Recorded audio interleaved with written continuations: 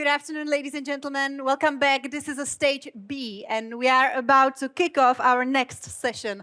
And it will be a discussion with representatives from 3 of the top events coming in Brno in 2025. This will be a panel discussion and a part of our Best in Brno region section. And it promises to be a fascinating look behind the scenes, so fingers crossed. So please welcome Tomáš Kelar, Creative Director of Pop Messe Festival. Good afternoon. Jindřich Fáborský, founder of Marketing Festival. Good afternoon, Jindřich, to you too. And Jan Dvořáček, Fab 2025 program leader and my dear colleague from FabLab Brno. With a fan club, wow. Great crowd, thank you. Okay, guys, so I think we should start with briefly introducing your events. So, Jan, could you start with introducing Fab 2025? What is it? What are the specifics? And what is the number of participants that you are expecting? All right, I'll be happy to. So, Fab 2025 is the biggest event for Fab Labs, makers, STEM educators, and artists on the topics of digital fabrication, technology and innovation. It has a long tradition. It has been happening since 2005, but back then it was just a handful of people from handful of Fab Labs meeting. Now it has grown into a fully scaled global event with people from more than 55 countries coming. So next year, in 7 months, we're going to have it in the Czech Republic. Actually, the conference or the event moves each year from continent to continent. So after 7 years, we are coming back to Europe. In the Czech Republic, we're going to have it as a distributed event. So it's going to happen not only in Brno, but also in Prague. The dates are July 4 to 11. And we are expecting 1,100 people. So it's going to be a really huge event. What's also interesting that it's we call it umbrella event. So it comprises of several program segments. It's the classical conference, but we also have loads of hands-on and theoretical workshops. We have Fab Festival for the Czech public, and we also have a lot of networking and of course parties. So we'll be happy to see you there as well. You said that it is a gathering of FabLab people, but what is FabLab? Okay, if you don't know what FabLab is, find me in the networking area later. But basically, as I like to call it, it's a gym for makers, for DIY people. So basically, you can pay a small subscription fee and come to our place, and you can use 3D printers, laser cutters, CNC machines, and basically make your idea come true. Nice, thank you. Jindřich, could you tell us more about Marketing Festival? Yes, of course. Thank you for inviting me. I'm very happy to be here. It's a lovely event, this one today. I really appreciate it. I organize Marketing Festival since 2013. So we're having 10 or 11 years on the market, and it's basically our whole goal was always to create the best marketing conference in the Czech Republic from the beginning, but then we raised the bar and tried to create one of the most prestigious events in Europe. Mm-hmm. Which is tough and difficult to measure and understand whether we've achieved it. But I'm still fighting and trying to bring the best educational content for marketers, for senior marketers. We have it in Brno 10 years already. Janáček Theater, so it's very similar Same stats, venue. like 1,100 people from 25 countries. Of course, we have majority of people from Czech Republic, and it's great. We can inspire Czech marketers and Czech business people to create bigger value by doing better marketing. Thank you. Tomáš, can you tell us some interesting facts about Pop Messe Festival? Okay, so thank you for the invite. We've been in existence since COVID, which was a great year to start with the music festival. Since then, we've kind of adapted, grown, and tried to cater for much more than just music. So what we do predominantly is organize a music festival, but parallelly we do a conference as well, just like this one, where we try and get topics mixed in to, let's say, have a discussion on various topics such as AI, some, let's say, business-related topics which are connected to, let's say, the music industry, as well as human rights and so on. So basically a conference which is not for, let's say business people, but also for the general public. So a music fan can actually go and relax, whether you can call it relaxing, and absorb some, let's say, interesting facts and developments. So that's basically what we do. We've been running since COVID, like I said. We've moved around a lot. If you've been kind of in touch with what we do, we started off in the stadium, the old derelict stadium behind Lužanky, and now we're based, hopefully, for another 2 or 3 years at the Velodrome. Hopefully that'll kind of develop into something interesting, although there are obviously some informations flying around that will also be changed into something else. But we're happy for the time being.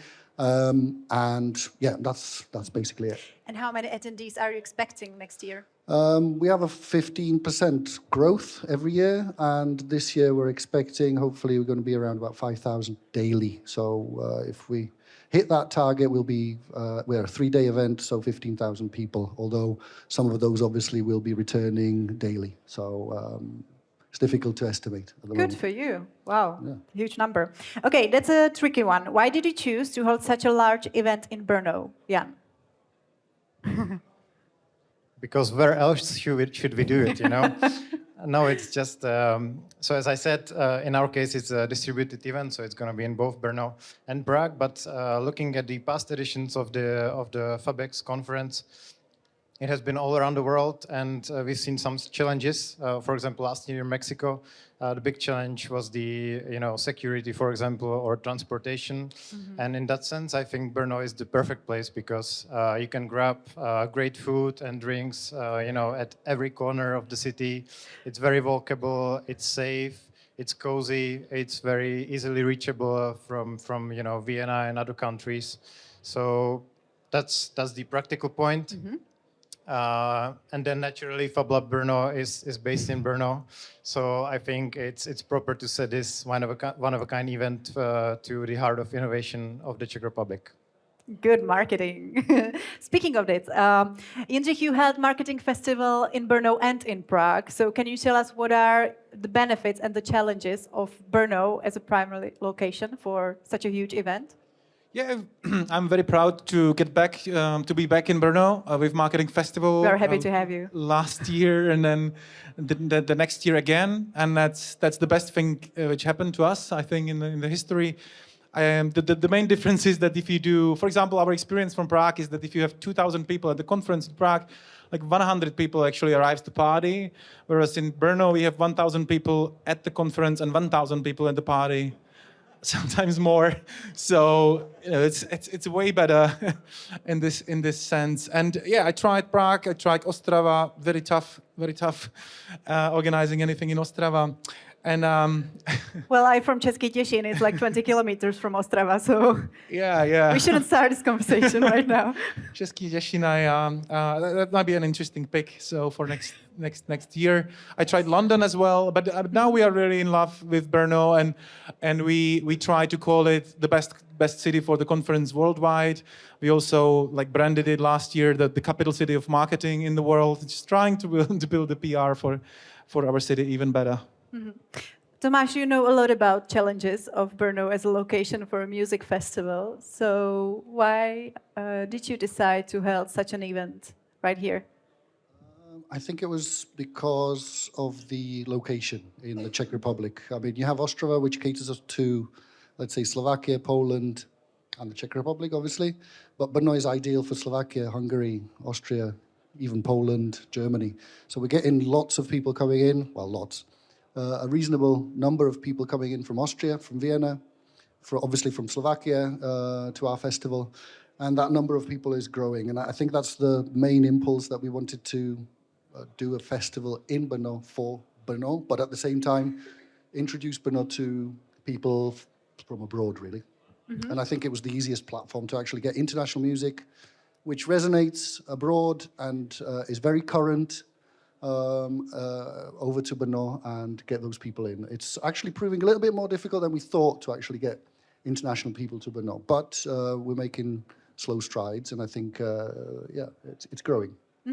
We have a lot of CEO, founders, investors, business owners in the audience. So how do you collaborate specifically with local businesses and institutions?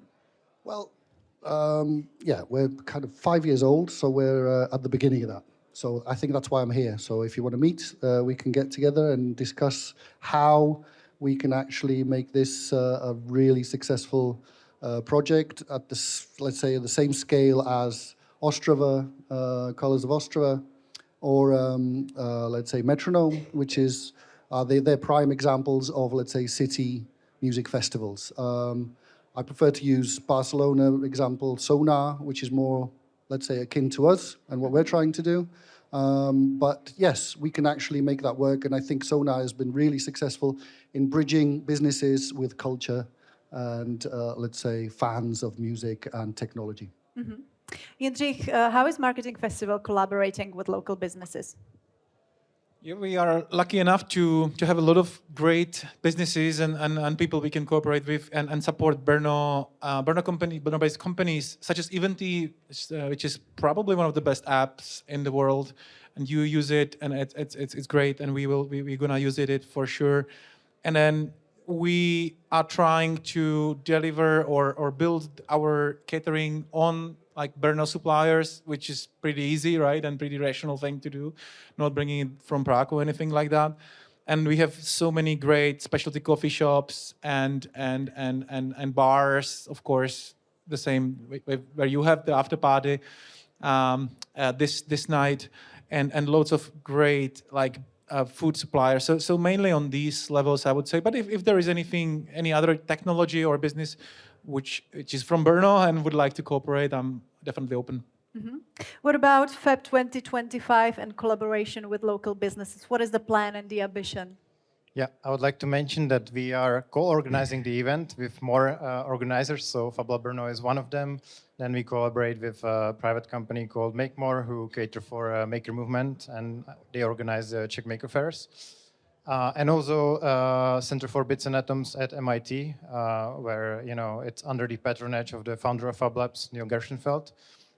But for us, it's very natural, as we are partially publicly funded organization, to also organize this event with our partners, such as South Moravian Region, City of Brno, JIC, and the Brno University. So it's very important for us because they provide both finances, but also the expertise, and they can help us with the program and with the right presentation of the region. And of course, we will try to use as much as the Brno goodies as we have. So. Yep.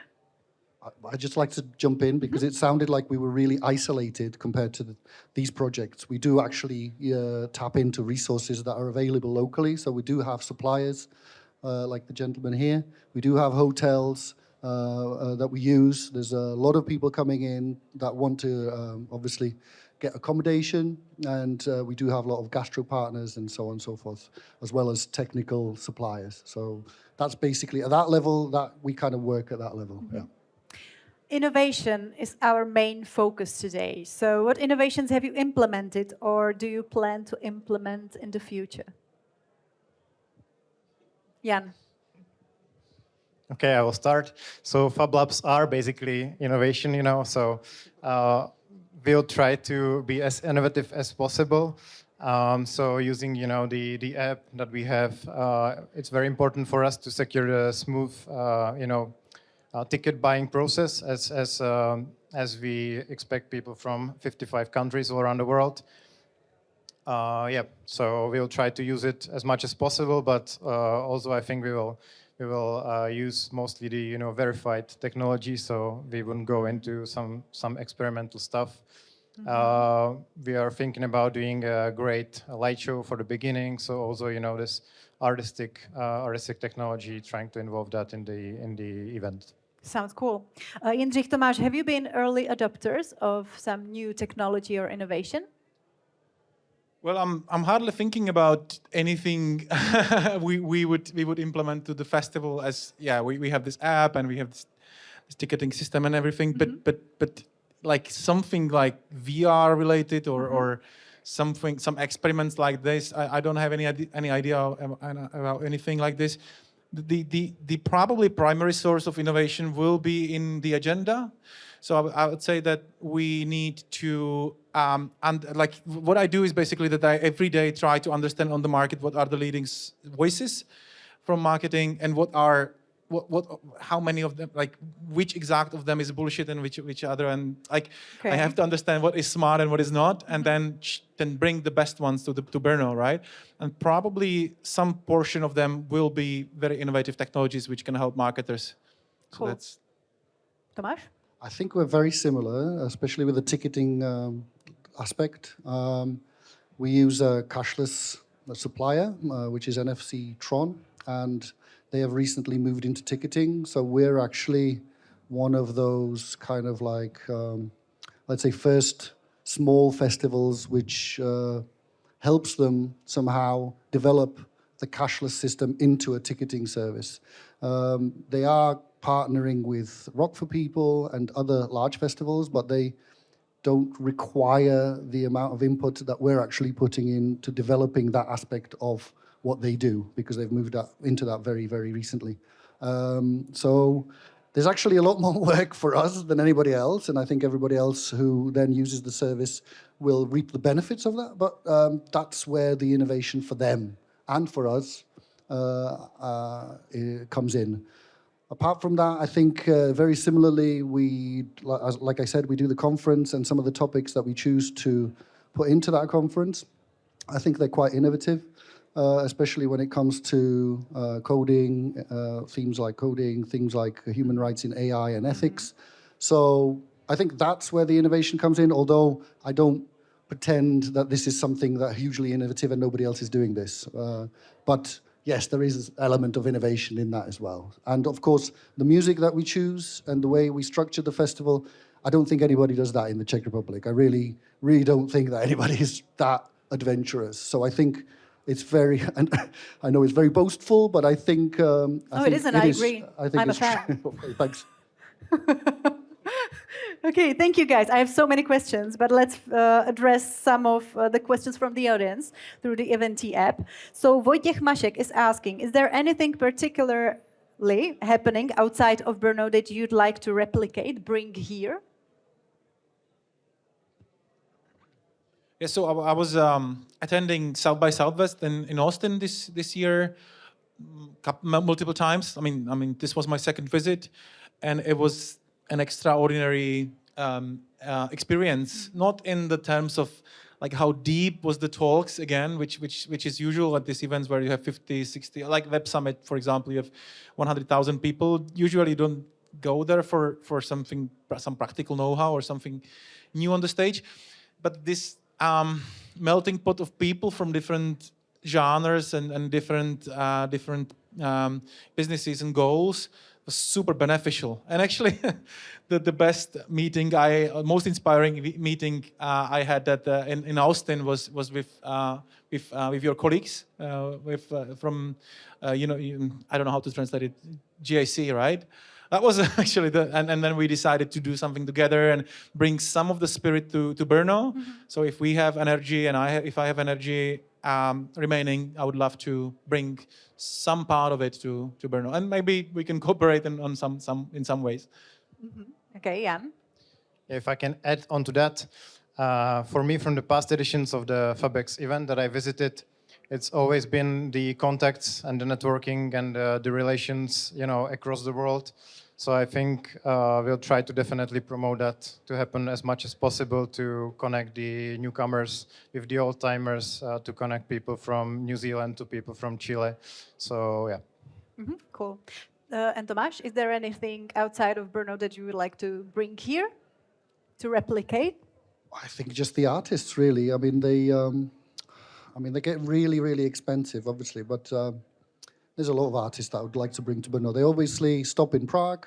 They kind of bypass Brno. They go to Ostrava, or they go to Vienna, or they go to, not even Bratislava, but they just don't stop in Brno. So I'm kind of hoping that we develop into a festival where most of those artists and even speakers at the conference actually want to stop in Brno, not because of the money, but because they know that it's a really, really good place to go and make a difference, you know. So I think that's what I'd like to do. We have time for only one more question. What about to join music and tech festivals, conferences into big one, aka Burning Man? Tomáš, Jan. I mean, then there has already been one crossover, you know, with FabLabs and Pop Messe. So, yeah. So maybe one day, but yeah, I don't know. I'd love that. I think that's a really, really nice idea, especially when you've got an environment where that can actually be achieved, which is BVV. I don't know how long BVV will stay BVV, because obviously there's a lot of redevelopments happening there. But as long as we have a place, then I think those things are a possibility, definitely. Okay, guys, thank you for the answers. As the monitor says, time is up. So, ladies and gentlemen, that was our esteemed guest, Tomáš Kelar, Jindřich Fáborský, a Jan Dvořáček. Thank you very much. Thanks, guys.